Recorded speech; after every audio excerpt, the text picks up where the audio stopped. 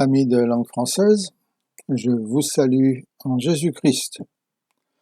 Je voudrais partager avec vous dans le Nouveau Testament ces simples paroles de Jésus-Christ qu'il a dit au travers des évangélistes avant de remonter aux cieux.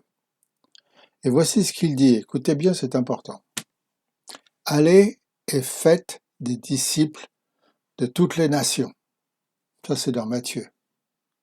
Alors, vous cherchez un plan que Dieu, votre bon Père céleste, a préparé pour vous, eh bien le voilà.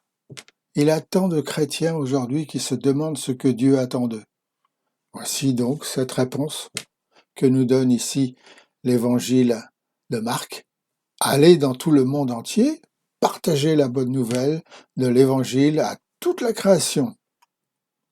Et comme je vous l'ai dit, dans Matthieu, et faites des disciples, le Seigneur ajoute. Et puis dans Luc, prêchez la repentance et le pardon des péchés à toute la création. Oui, mais attendez. Mais pas attendre de recevoir le Saint-Esprit. Et ensuite, soyez mes témoins de Jérusalem jusqu'aux extrémités de la terre, précise notre Seigneur. Et Christ ne nous demande pas de civiliser le monde, ni de nous limiter à certaines réformes sociales, ni de nous impliquer dans des bavardages politiques, pas même de construire une église, un temple ou une chapelle. Notre Seigneur et Sauveur, notre Maître et ami Jésus-Christ, nous donne simplement ce commandement d'aller et évangéliser le monde et de faire des disciples. Cherchez à trouver ceux qui sont perdus, afin de les ramener à Dieu, non pas par la force, mais par l'amour et l'exemple personnel de votre vie chrétienne, de ma vie chrétienne également. Voici donc la vision que le Seigneur a pour tous ses disciples et chrétiens. Et cette vision ne s'étend pas simplement aux quatre coins de votre cabine téléphonique de rue, pas simplement aux limites de votre maison, pas simplement aux confins de votre église, pas simplement à la gentille atmosphère de votre petit monde privé tout à son aise, mais elle s'étend aux quatre coins du grand monde sauvage dans lequel nous vivons. C'est là notre appel, mes amis, et c'est là notre vocation.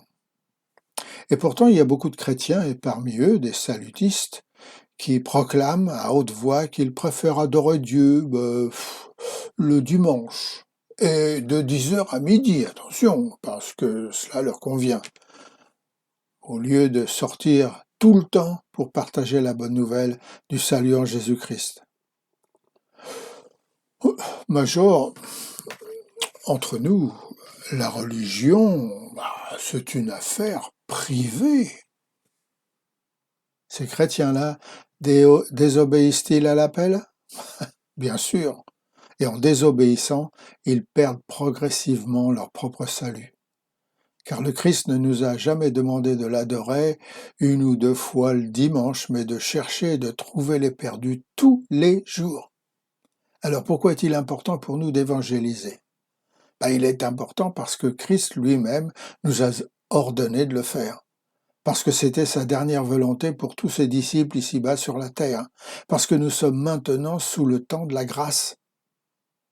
Parce que nous devrions être comme notre Seigneur, passionnés par son amour pour le salut du monde, parce qu'au-delà de nos différentes opinions, de traditions, de façon d'exprimer notre foi, ce commandement nous unit dans le même effort pour amener le monde à la connaissance de Jésus-Christ. Et aussi parce que si nous ne le faisons pas, alors notre église, notre salle de culte, notre temple mourra tout simplement. Cela ne signifie pas que nous n'avons pas besoin d'aider socialement les gens qui sont dans le besoin. Cela ne signifie pas non plus que nous ne devons pas nous intéresser aux injustices mondiales ou des décisions politiques maladroites du pays où nous vivons, ni d'avoir un lieu où les nouveaux disciples qui éprouvent le besoin de se rassembler pour louer Dieu se retrouveront. Mais cela signifie que notre première motivation consiste à aider les gens à découvrir Jésus-Christ. N'oublions jamais que ce plan pour sauver le monde n'est pas notre plan, mais le plan de Dieu. La vision du monde entier recevant la bonne nouvelle et d'être sauvé, voilà la vision de Dieu. Pour nous, les disciples, notre travail est d'obéir et de partager notre foi. Alors, qui sont ces gens que je suppose évangéliser? Là encore, le Seigneur est catégorique. Nous devons évangéliser toute la création. Le plan que Dieu ne consiste pas à simplement sauver les intellectuels, les bons penseurs, les membres d'église. Il n'y a pas dans ce plan de distinction entre noir, blanc, juif, grec ou romain. Tout doit être évangélisé. Le salut, c'est pour tous. Dans Romains chapitre 10, versets 12 à 13, l'apôtre Paul a écrit: il n'y a aucune différence en effet entre le juif et le grec, puisqu'ils ils ont tous un même Seigneur, qui est riche pour tous ceux qui l'invoquent. Car quiconque invoquera le nom du Seigneur sera sauvé. Donc, nous devons évangéliser toutes les créatures partout dans le monde, parce que l'amour de Christ s'étend à toute l'humanité, quel que soit l'endroit où l'humanité se trouve. Et le salut de Dieu n'est pas offert qu'à certains endroits. Vous n'avez pas besoin d'aller à Jérusalem pour entendre la bonne nouvelle du salut de Dieu. Vous n'avez pas à vous envoler pour Toronto pour recevoir la bénédiction divine, ou un voyage dans le beau pays de Galles pour profiter d'un renouveau évangélique. Paris peut être pour certaines personnes la capitale de l'amour romantique. Mais Paris n'a pas les privilèges d'être la seule ville qui puisse être touchée par l'amour de Dieu. Je crois que là où se trouve un chrétien, là se trouve la grâce et l'amour de Dieu. New York peut être la ville lumière, Venise la cité aux gondoles, Manille remplie de bidonvilles, Dakar au Bangladesh jonché de morts dans les rues, Damas en Syrie martelé par la guerre, et Paris by night, tout peut être touché par le salut de Dieu. Vous ne me croyez pas? Écoutez ce que Jésus dit. Car Dieu a tant aimé le monde qu'il a donné son Fils unique, afin que quiconque croit en lui ne périsse pas, mais ait la vie éternelle. C'est donc pour le monde que Jésus a donné sa vie, non seulement pour vous et pour moi, mais pour le monde entier. Notre poste, notre église, notre temple n'existent qu'à cette condition. Nous avons été mandatés par le Christ pour évangéliser le monde durant notre génération. Notre vocation est de présenter Christ comme le seul sauveur et libérateur divin, afin que chaque être humain, où qu'il vive, ait une chance équitable de l'accepter ou de le rejeter. Mais allons-nous répondre positivement à cet appel, mes amis? Si nous ne le faisons pas, comment croiront-ils en Christ s'ils ne l'ont pas entendu? Et comment entendront-ils s'il n'y a personne pour leur annoncer? Et comment y aura-t-il des gens pour l'annoncer s'ils ne sont pas envoyés? Tous les chrétiens nés de Dieu sont possédés par l'amour de celui qui les a sauvés. Il ne peut en être autrement. Aussi sont-ils comme poussés par l'Esprit Saint d'aller chercher les âmes perdues. Et dans l'armée du salut, d'aller chercher et de trouver les pires, car nous sommes les éboueurs de la société. Nous allons vers ceux que la société rejette, les exclut, les marginaux, les pauvres.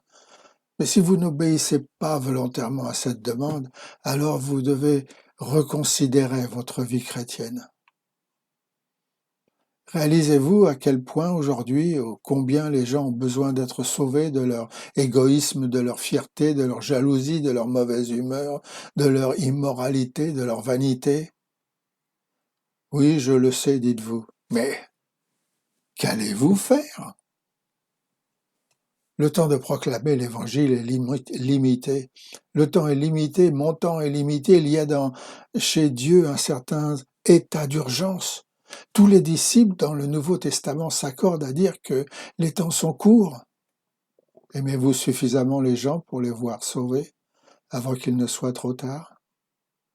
Êtes-vous prêt à sacrifier votre respectabilité, votre travail, votre confort, votre maison, votre église, votre ville, et volontairement chercher et trouver les perdus et les amener à Jésus-Christ.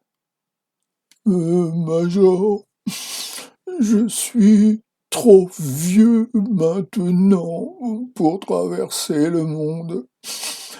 Vous savez, quand on a plus de 60 ans, on ne peut pas faire ça. D'accord. Alors priez, car la prière est une méthode pour répondre à cet appel. C'est Jésus qui a dit, alors qu'il considérait avec pitié les foules inquiètes et impuissantes comme des brebis sans berger, « La moisson est grande, mais il y a peu de travailleurs pour la récolter. Priez !» a-t-il dit. Priez le propriétaire de la moisson pour qu'il envoie des travailleurs se rassembler dans sa récolte. Matthieu chapitre 9, 35 à 38. Et en priant, qui sait si l'Esprit Saint ne vous encouragera pas à faire des choses utiles pour le royaume de Dieu. Mais Major, je ne sais pas comment partager la bonne nouvelle et faire des disciples. Alors laissez-moi vous dire, s'il y en a un qui ne nous a jamais laissé tomber, c'est Dieu. Donc si Dieu parle à votre cœur et vous dit d'y aller, alors croyez-moi, il va vous équiper pour la tâche. Il vous donnera le courage de parler, la force d'agir en son nom, l'audacité de vivre une vie digne de lui, la passion d'aimer les mal aimés et d'accepter ceux qui vous dégoûtent ou ne pensent pas comme vous. Vous faites tout le bien possible autour de vous et aidez même ceux qui sont dans le besoin. C'est très bien. Mais écoutez ce que dit Jésus au fond de votre cœur. Allez et faites des disciples. Alors ma question est, considérant tout le bien que vous faites, et même plus, faites-vous des disciples au travers de tout cela? Aujourd'hui, le Seigneur vous invite à répondre à son appel. Allez et faites des disciples. Convertissez les gens. Changez le monde par l'amour que Dieu et que Christ a pour eux. N'attendez pas demain. Faites-le aujourd'hui. Allez, Dieu vous bénisse. Alléluia.